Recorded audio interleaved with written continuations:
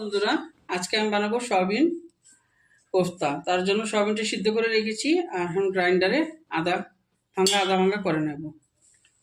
Grind করে দেখাচ্ছি। আবার গ্রাইন্ড করে নিচ্ছি, পাটাটা বাটতে পারবেন।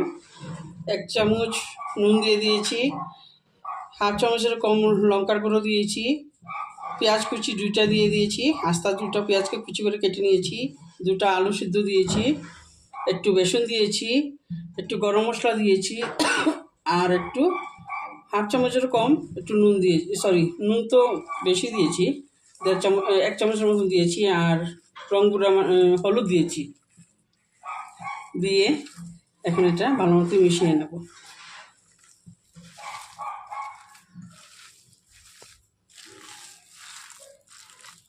বেসন যদি প্রয়োজন পড়ে একটু দিয়ে দেবো। আমি মিলিয়ে নিচ্ছি, মেখে তারপর দেখাচ্ছি আপনাদের। এই দেখুন মাখা হয়ে গেছে। কোফতা সাইজে করে নেব, এই যে হাতে নিয়ে মটন করে গোল করতেও পারবেন।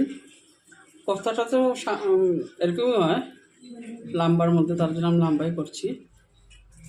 তেলটা গরম করে ছেড়ে দেব আর হাত কম দিয়ে রাখবেন। ভালো মতো লাল হয়ে যাওয়ার জন্য অপেক্ষায় থাকবে। সবগুলো এরকম করে করে দিয়ে দেব। তারপরে আমি লাল লাল করে ভেজে তুলে আপনাদেরকে দেখাচ্ছি। এটা দিয়ে দিয়েছি। আমার সবগুলো কোফতা ভাজা হয়ে গেছে, এখন তরকারিটা করব। আর আপনি তার আরেকটা কথা বলি, যদি একটা আগে তেলের মধ্যে দিয়ে দেখবেন, যদি না হয় ময়দা বা কর্নফ্লাওয়ার দিলেও একটু মিশিয়ে নেবেন, তাহলে হয়ে যাবে। কোনো সময় সয়াবিনের মধ্যে বেশি জল থাকলে আবার বেসন দিলে হয় না। তাই আপনারা তখন একটু ময়দা নাহলে কর্নফ্লাওয়ার থাকবে, ওইটা দিয়ে এটা আবার মেখে নেবেন। আর দেখেন আমার সবগুলো কোফতা কি সুন্দর করে হয়ে গেছে। এখন আমি নামিয়ে নেব। আর আমার কোফতা ভাজাগুলো সবটি হয়ে গেছে। তরকারি বানালে দেখাচ্ছি আপনাদেরকে। ওই তেলের মধ্যেই আলুটা আগে ভেজে নেব। আলুটা দিচ্ছি খালি খালি ভালো লাগে না, তার জন্য একটু আলু দিলে ভালো লাগবে। আলুটা এখন নুন হলুদ দিয়ে লাল করে ভেজে উঠিয়ে নেব। আলুটা তো প্রায় ভাজা হয়ে গেছে আর মশলাটা রেডি করে নিয়েছি। 1 চামচ নুন নিয়েছি, 1 চামচ মরিচের গুঁড়া নিয়েছি, ধনিয়া গুঁড়ো 1 চামচ, জিরা গুঁড়ো 1 চামচ, আর হলুদ আধা চামচ নিয়ে জলে ভিজিয়ে রেখেছি। আর এটা হলো আদা রসুন পেঁয়াজের পেস্ট আর টমেটোর পেস্টটা করে রেখেছি। আর আমার আলুটা ভাজা হয়ে গেছে, এখন উঠিয়ে নেব। এখন আলুটা ভাজা হয়ে গেছে, উঠিয়ে নিই। আগে আলু ভাজার তেলের মধ্যে তেজপাতা আর গোটা গরম মশলা দিয়ে দিচ্ছি। দিয়ে আগে গরম মশলাটা ভাজা হয়ে যাক,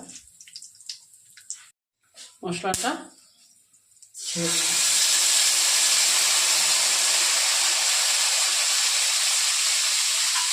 মশলাটা আগে ভালো মতো কষিয়ে